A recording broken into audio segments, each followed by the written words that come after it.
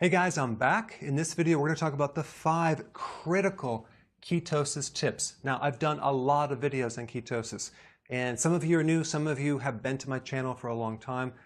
So I'm going to put some more links down below so you can get caught up. But these are like really important tips. There's a lot of ways to do it incorrectly, and there's a right way to do it. These are the correct ways, okay? So what happens when you do a ketosis diet? It's like taking a diuretic. You're going to dump a lot of fluid through the body because when you were burning sugar fuel, you were retaining fluid, and now we're cutting out the sugar. You're going to dump a lot of fluid. This is why some people can lose like 10 pounds in a week. That's not fat, that's fluid. And with the fluid comes the elimination of electrolytes like potassium and magnesium. So we must put that back, and a lot of times people need to add more electrolytes with more fluid. So I'm not against drinking more water, especially if you don't overdo it, but we need to put that fluid back. Make mental note of this one right here. Now, waste elimination. If you get constipated on this program, you have to handle that, because what happens is the toxins in the fat cell that's stored in there are also released when you burn this fat. So if you don't have a good elimination system, the gallbladder's working, the liver, and you're constipated, it's going to back up to the thyroid.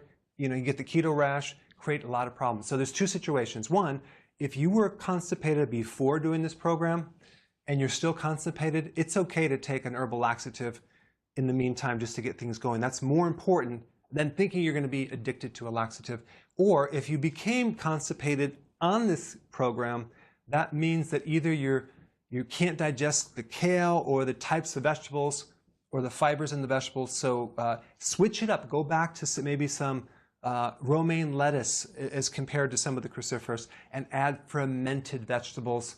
And if you even need maybe a mild laxative tea like a slippery elm bark, smooth move tea, go ahead and do it. Very, very important to get that elimination going good. And I also like to use symptoms and an indication to see what's wrong. Like, for example, when you switch from sugar burning to fat burning, a lot of times you might get tired in the transition. That means that your body is utilizing more B vitamins, it's using more sodium, so you better start putting back in the B vitamins if you get tired or flu-like symptoms, and some sea salt. I like to use nutritional yeast, okay? So that's very, very important. Now, the other thing is you want to watch your fats. Some people, they get this program, I can start eating tons and tons of fat. They start overdoing it. Their liver's not up to digesting that. Their gallbladder's getting blown out. They get right shoulder pain. They get the keto rash, all these issues because they're not used to digesting all this fat. And if that happens, you need some gallbladder, like purified bile salts. But I would go a little lighter with the fats to see if you can digest them so your gallbladder can adapt to that. We need some fats, but we don't want to overdo it, okay? Okay, then we get to number 5, which is the quality food. You have to realize that every single calorie of food that you put in your body is replacing your body parts, okay? So the last thing you want to end up is looking like a crackhead, right?